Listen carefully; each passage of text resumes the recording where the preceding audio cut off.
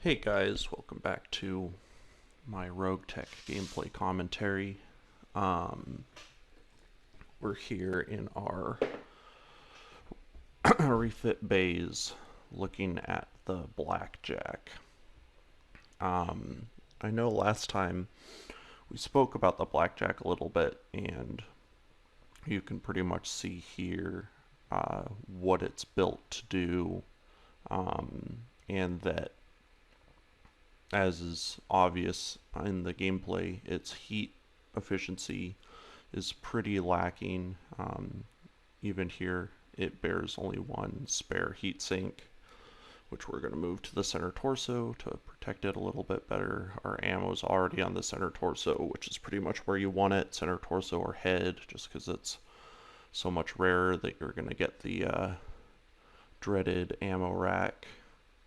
Um, and in that regard, there's probably not much more we're going to change, which is out of character for me, because what I like to do is rip jump jets off of mechs, give them more armor and more heat sinks. And since for right now our entire lance is jump capable, we're going to leave those jump jets on. But we're still gonna sort of pick around. We have control of our bays for the first time, and we're going to move some of the stuff to help protect it a little bit. Spread our heat sinks out a little bit. That all looks okay. I'm pretty sure where you can place stuff in BattleTech, RogueTech, we should keep calling it, is more flexible than in MechWarrior 5 Mercenaries. But it's been quite a bit since I played this game, so we're kind of getting back into that groove. Now, the Shadowhawk, if I remember right, has basically non-existent heat problems, so we're just going to drop those heat sinks. Yeah, there we go. That's lots of heat sinking anyway. The other thing is, let's look at missiles. We've got an LRM-10.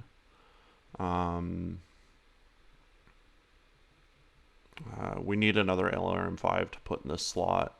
LRM-5's pretty much best missile launcher in either game because of their flexibility.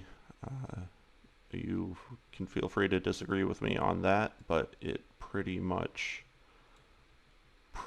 holds up. Pull all of this stuff onto the center torso. If we get shot there, it'll be a big boom, but that's what we're going with. Pull these down here. So it's still a pretty big refit, despite not really changing the guns at all.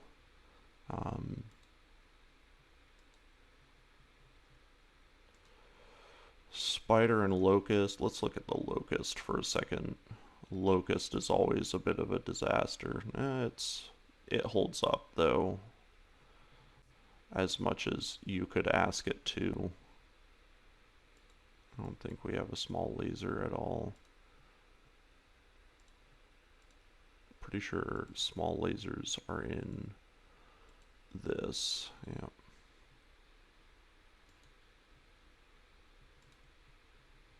Let's see. I'll just hop back out. Don't think there's much to do with the Spider either. Its heat efficiency is pretty much where we like to see. Firepower non-existent and mobility for days.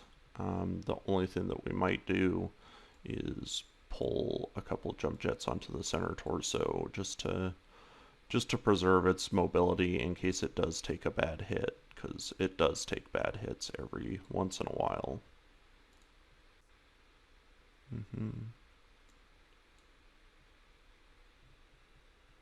Okay, and we're gonna go to customize company. We've still got the stock stuff going on.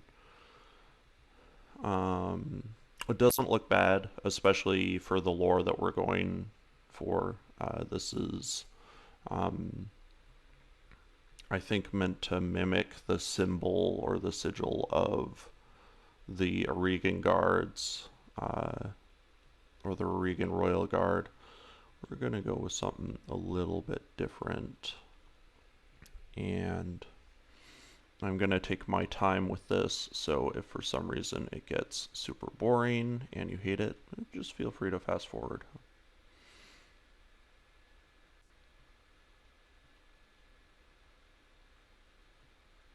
They're the Taurians. It's cool that they included a lot of these symbols, or you can straight up put house symbols on your mechs. I think that's all fair. I also think it's a weird thing to do for a mercenary company to be like, oh yeah, we definitely represent this house. Kind of betrays the concept, but that's headcanon, and you can do crazy stuff with that kind of thing. Paradox symbol. I like this one because I think it looks like the Cyclops a little bit, and that is my favorite assault mech. And we might just end up going with that.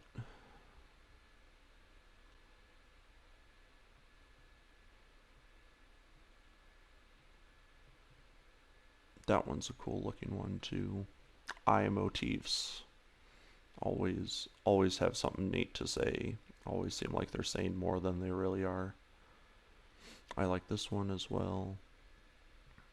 Oh, and we have to remember that we, at least by extension, are a part of the Magistracy of Canopus.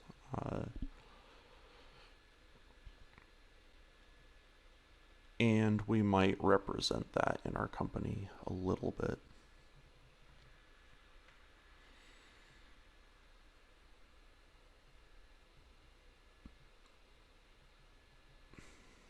Their emblem is circles with 3 stars, and it also looks good. I don't think there are there periphery states down here. I saw the Taurians. Yeah, here's the Magistracy in this game. It looks a little bit better in MechWarrior 5. But this isn't bad, so as you see your circles with 3 stars. That might work. I actually like the look of that. I don't remember seeing that before.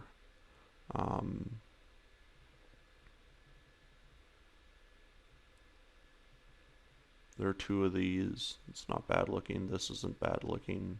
Pretty generic in their feeling.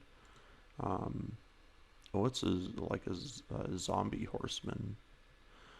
Very interesting.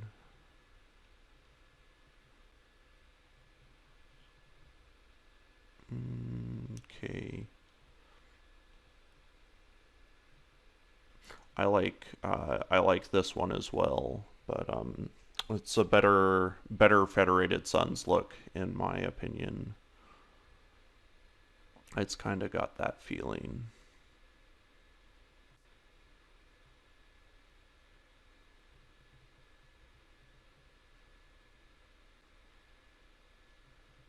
And we might change this a couple times. I think for right now, we will go with this, especially for its nice multicolored palette, which we can take advantage of when doing our mech colors. For a name, I think we'll go with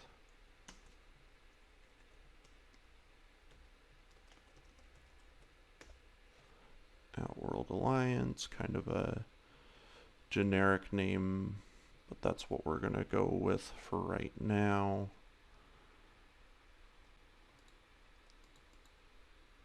And so it looks like we've got red, sort of grayish marine blue, and teal.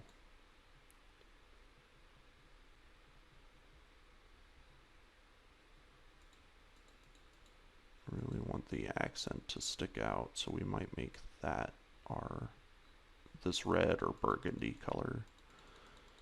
blah, blah, blah, blah, blah, blah, blah. Okay, I'll probably stick that in there, and then we can do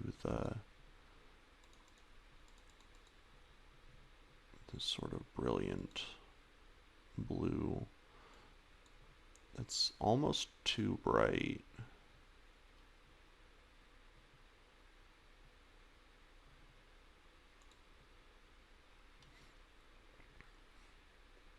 It's probably better. It's my guess that most people will like that more. It's a little weird, I admit, on the Atlas, just because the Atlas is a big boy and its accent marks are a little weird as well. So kind of a hodgepodge for